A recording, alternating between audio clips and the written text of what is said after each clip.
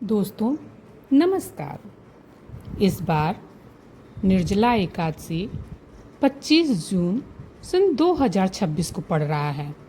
25 जून को ही निर्जला एकादशी मनाई जा रही है। यह स्वाति नक्षत्र में पड़ रहा है। यह बड़ा ही महत्वपूर्ण नक्षत्र है। इसमें निर्जला एकादशी का व्रत रहने पे आपको कई गुना लाभ मिलता है। हिंदू धर्म में निर्जला एकादशी का विशेष महत्व माना जाता है। यह व्रत हर साल ज्येष्ठ मास के शुक्ल पक्ष की एकादशी तिथि को मनाया जाता है। यह भगवान विष्णु को समर्पित होता है। अगर कोई व्यक्ति साल में एकादशी का कोई भी व्रत नहीं रख पा रहा है तो वह केवल एक निर्जला एकादशी व्रत कर लेता है तो वह सभी एकादशी व्रतों में का फल उसको प्राप्त होता है। सारे व्रतों के अनुसार उसे पुण्य प्राप्त होता है। इससे आर्थिक स्थिति सुधरती है, मानसिक शांति मिलती है।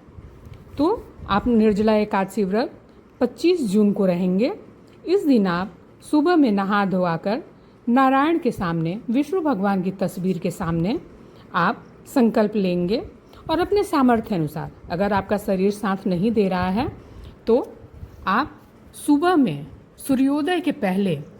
सूर्योदय के आधा घंटा पहले बहुत ही ज़्यादा पानी पी लें, खूब ज़्यादा पानी पी लें, जिससे आपको प्यास नहीं लगे। आप धूप में ना निकलें और अगर आपको प्यास लगती है और आप पानी के बिना बिल्कुल नहीं रह पा रहे हैं, एकदम आप बर्दाश्त नहीं कर पा रहे हैं, तो आप गजेंद्र मोक्ष का पाठ करिए और उस टाइम जो आप संकल्प लेंगे उसमें आप जो आचमनम करेंगे 3 बार का, उसमें आप एक चुल्लू पानी पी लीजिए। इसका दोष आपको नहीं लगेगा। मैंने ऐसे कई शास्त्रों में सुना है कि गजेंद्र मोक्ष का पाठ करते टाइम जो संकल्प लेके पानी पिया जाता है तो वह निर्जला एकादशी का ही फल प्राप्त होता है। तो इस तरह से आप व्रत को पूर्ण करें और अपनी मनोकामना पूरी करें। और शाम के समय अगर आपके साथ पुश्तों से कोई परेशानी चली आ रही है तो शाम के समय गोधूली बेला में एक मिट्टी का दीपक लें, उसमें मौली धागा की बाती डालें और सरसों का तेल डाल के आप पीपल के वृक्ष के नीचे ले जाके जला दें। और पीपल के वृक्ष से वहाँ नारायण का वास होता है, वहाँ आप नारायण का ध्यान करके अपने 7 पुश्तों से जो भी परेशानी आपकी चली आ रही है उसे दूर करने की प्रार्थना करें।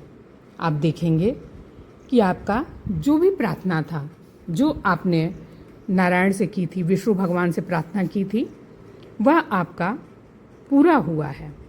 तो एकादशी व्रत में ये बहुत ही ज़्यादा महत्वपूर्ण निर्जला एकादशी व्रत होता है और ये ज्येष्ठ मास में ही पड़ता है, जिसमें बहुत ज़्यादा गर्मी पड़ती है, तो ये बहुत लोग बर्दाश्त नहीं कर पाएंगे। तो इसलिए आप धूप में ना निकलें और अगर बहुत प्यास लगती है तो कपड़ा भिगा के आप अपने सर पे बांध लें। इससे भी आपका व्रत आराम से हो जाएगा।